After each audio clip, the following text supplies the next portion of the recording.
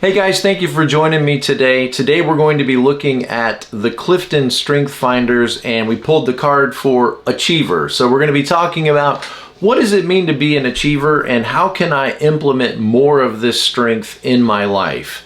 If you're new to the channel, let me remind you that in the description below is a link to my website, tomlahue.com, where I do coaching and relationship coaching to help you make it through this difficult and challenging life.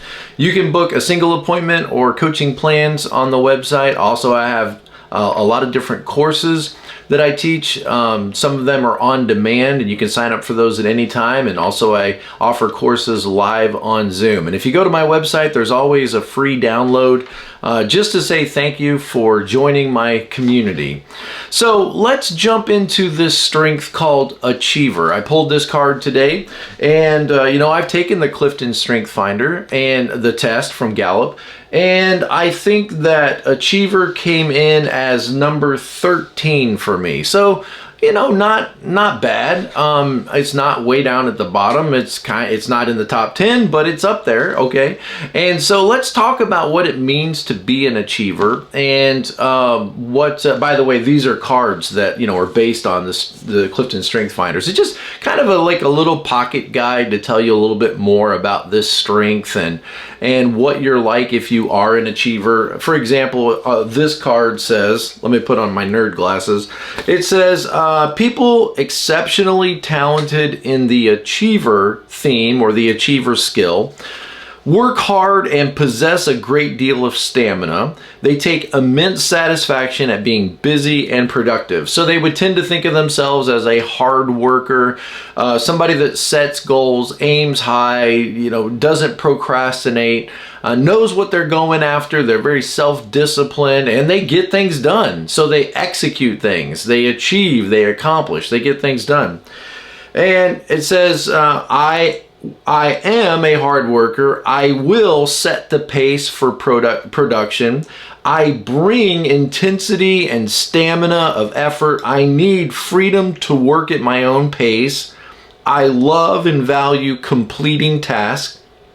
I hate a lack of diligence.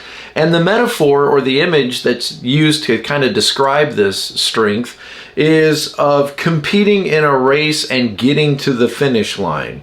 And the barrier can sometimes be work is more important than people. And that can be sometimes a problem or a barrier. So, when I think about the Enneagram, I think about type 3s, for example, would probably be high in the achiever, like 3-wing 4s, the professional, and probably some 8s and 1s, and maybe a few other types would naturally be high in this strength of being an achiever. And I think all of us would love to think of ourselves as somebody that can accomplish things. We all want to believe, oh yeah, I can achieve, I can accomplish things. But the reality is maybe we could all grow in this area a little bit. Maybe we've gotten stuck. Maybe we've, gotten knocked down and we need to pull ourselves back up. Be a little more resilient. One of the courses I have on demand is Invincible You, Resilient Mindset Coaching. And resilience is all about getting back up after you've been knocked down. It doesn't feel good to get knocked down. It doesn't feel good to fail. It doesn't feel good to be stuck. And the reality is sometimes in life we're going to fail. We're not always going to get everything accomplished that we want. It's not always going to work the way we want to.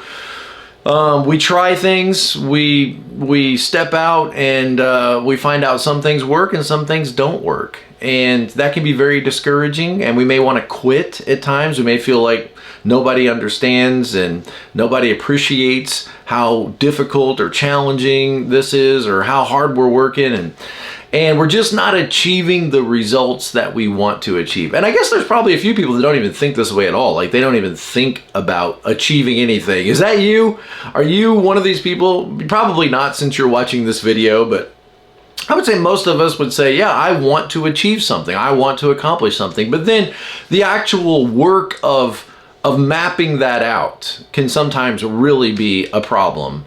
Because I know for myself, like, I can be very visionary. I can think of a lot of ideas, but then sometimes executing them the tedious work of executing them and sticking with it, making sure all the details are done, that can sometimes be challenging.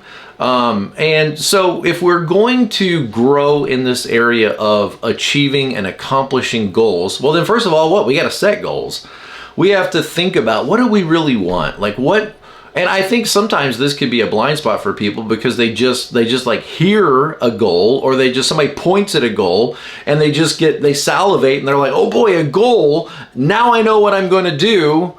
And they may not really think about, is this really something I want to accomplish? Like if I accomplish this, and if I give all of my time and energy and effort to this task and I actually accomplish this and win this medal, will I really care about this? Like, will this really be important to me? What will I really gain? What will I lose? What will I sacrifice in order to accomplish this? And sometimes that can be a blind spot for people. They just salivate at the goal and they start moving forward and they get energized by moving forward and the feeling that they're accomplishing something, and then never really stop to think, like, is this something that really matters to me?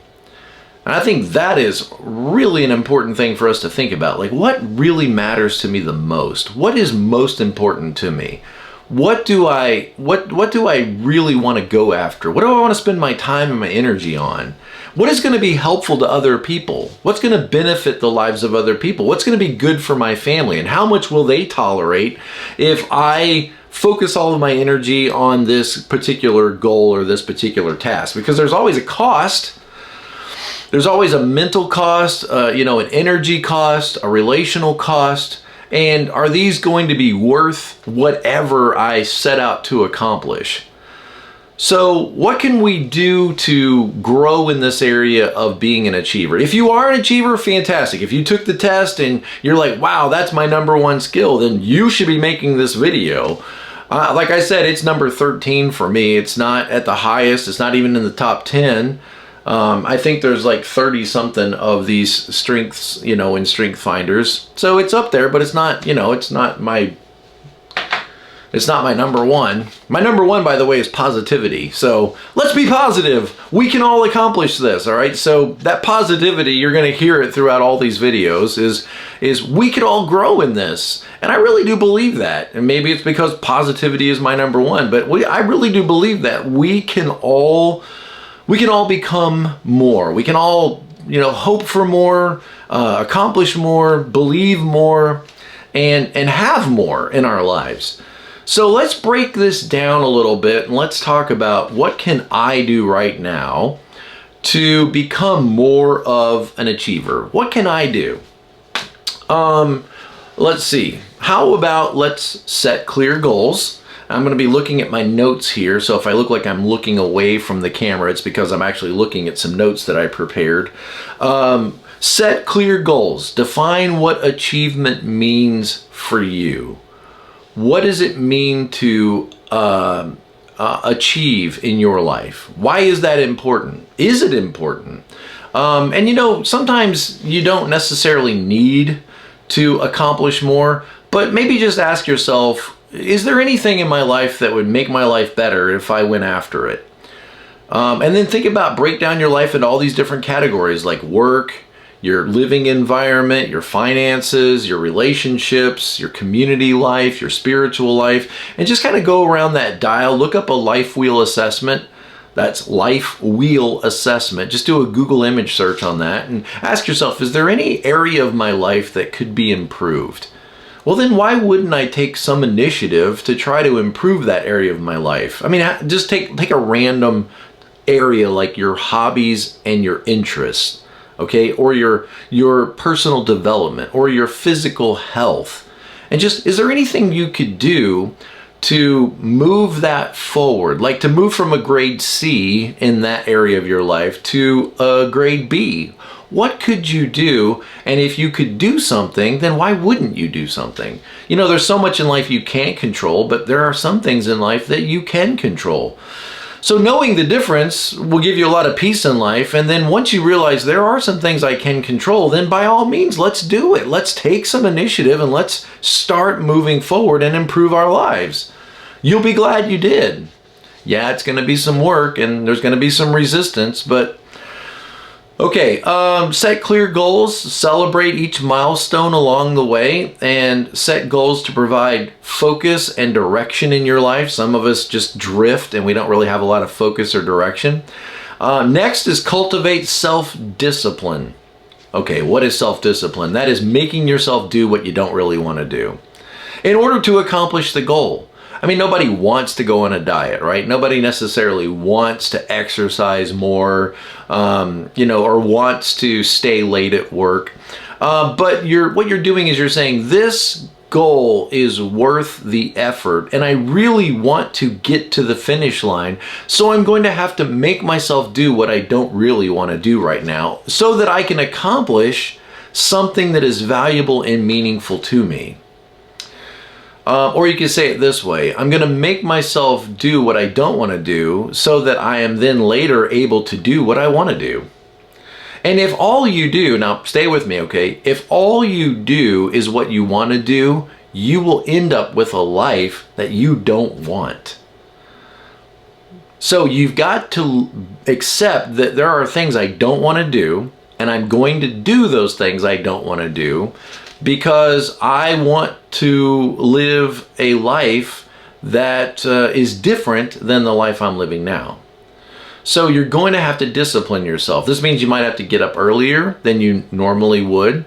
You're going to have to make yourself focus and sit in your chair and focus your attention on tasks that maybe you've been putting off, procrastinating and just hoping that eventually it'll work itself out or somebody else will get it done or it'll just go away. But self-discipline is you saying, okay, what needs to be done? And this is a compliant issue where you decide, okay, what's going on in my environment? What needs to be paid attention to? What needs to be taken care of? All right, I've got to comply my energy to the task that is in front of me that needs to be done. And there's probably a part of you that doesn't want to comply, that wants to either withdraw or wants to be assertive and somebody else do this. But self-discipline is about disciplining yourself to do what needs to be done so that you can accomplish the goal that's in front of you. Nobody wants to do the push-ups, right? But if you're going to win the championship, you got to do more than just, shoot the basketball. You got to do the push-ups. And nobody wants to do the push-ups. I get it, all right? So next, embracing a growth mindset. Mindset is so important here. You seeing yourself as able, as worthy of accomplishing this goal. And saying to yourself, I could do this. I can accomplish more. If you've been beat down by the people around you all your life, then it's hard for you to have a positive mindset. It's hard for you to have a growth mindset. But when you realize, anything is possible, I could accomplish more, I can, then that positive attitude propels you forward. And as you start to believe in your own ability, other people start to believe it as well. But you got to convince yourself that you can do these things, that you can accomplish more. And again, if you haven't had people that support you and you haven't been around positive people in your life, then this is going to be really challenging for you. But it's got to start with you. And maybe you need to surround yourself with people that are for you and people that will join you in your new belief system. So you got to change your mind first. You change your mind and say, you know what, I can accomplish more. There's no reason why I couldn't be the manager. There's no reason why I couldn't go through this leadership training. There's no reason why I couldn't be, and then fill in the blank. I couldn't finish my master's degree. There's no reason why I can't. Well, nobody else in my family has done that. Okay, then you get to be the first one. And that's exciting, but breaking that glass ceiling can be kind of frightening. You might feel like an imposter, like, who am I to think I could? Especially if you've had people in your life say, who are you to think that you could? So embracing a growth mindset or a positive mindset, super important and super valuable. And then practicing persistence. Achievement often requires persistence and resilience in the face of obstacles. As soon as you start to make a change in your life, you're going to face obstacles. You just are. Some of those obstacles are going to be internal. You're going to hear this voice in your head that tells you to give up, that you can't do it, this is too hard, you don't like this isn't fun.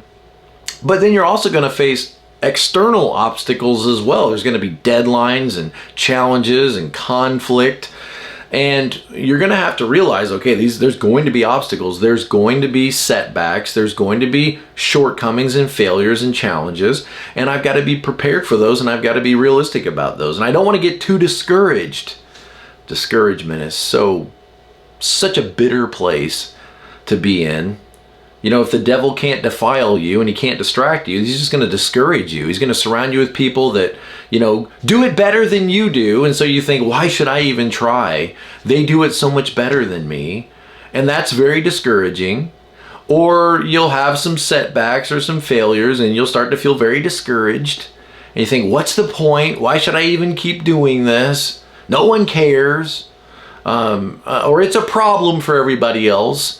And so that discouragement's just like a wet blanket that just hangs over you, and you just want to. Any of you guys know what I'm talking about when you get discouraged?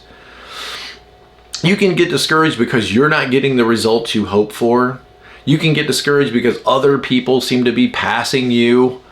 You can get discouraged because it's hard, because you're tired. Maybe you just need a break. You just need a vacation.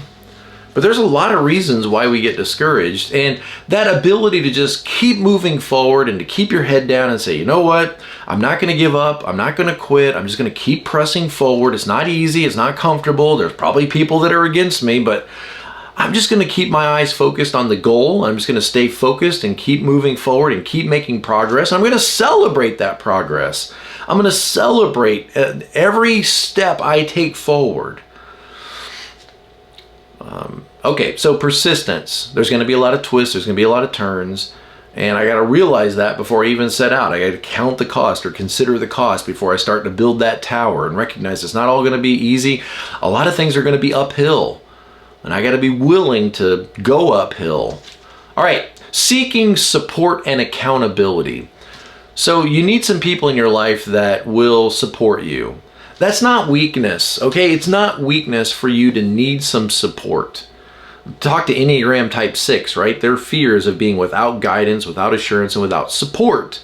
And 6s can be great supporters to help you in your journey. And there's a lot of people, you know, in your life that would probably support you, but you're going to have to maybe reach out to them and initiate that conversation and say, hey, I'm trying to do this thing. And you know, what are you afraid of? You're afraid they're going to laugh at you? They're going to afraid you're going to say, whoa, who do you think you are that you should step up to be the assistant manager? Why you? What's so special about you? So there's going to be those people, but there will be other people who will say, that's great, fantastic, good for you. Okay, can I enlist your support? And it doesn't always have to be that formal, but when you find that there are people that are supportive of you, then maybe you need to spend more time with those people. People that will believe in you, because there's going to be times when you might not believe in yourself. And you need people around you who say, are you kidding me? You're fantastic. Get back up there. You ought to do this. You can do this. There's going to be times when you need that support. I'm so thankful for the people in my life that have been there to support me when I needed it. When I wasn't having a good day, when I wasn't having a good week, and I'd go out to lunch with somebody and they would remind me, you know, of how good God's been to me and how many blessings I have, and people that believe in you and fill you back up with air when you're out of air and you're deflated and you just feel like small and weak and helpless. Come on, please help me out. I'm not the only person that's ever felt this way, right? But you feel small and weak and helpless, and then there's a friend that looks across the table and says, are you kidding me? You know, look at all your, and then they list all your strengths. You're like, man, I needed to hear that. You know, here's the cool thing, is this kind of a side note, is you can be that person for others. If you can get the attention off of yourself and quit worrying about yourself and quit trying to outdo everybody, you could definitely be that supportive person in somebody else's life.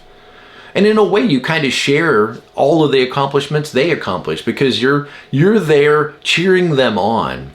And there may be some things that you just can't do in life, but you can cheer on those that are. Or you're just not interested in that. Maybe you're not interested in accomplishing what they're accomplishing, but there's no reason that you can't support and celebrate other people.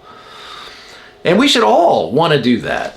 you know, get our eyes off of ourselves and help them and encourage them in their journey. And you need that in your life, and you need to be that kind of person in somebody else's life. And this is what friendship is all about.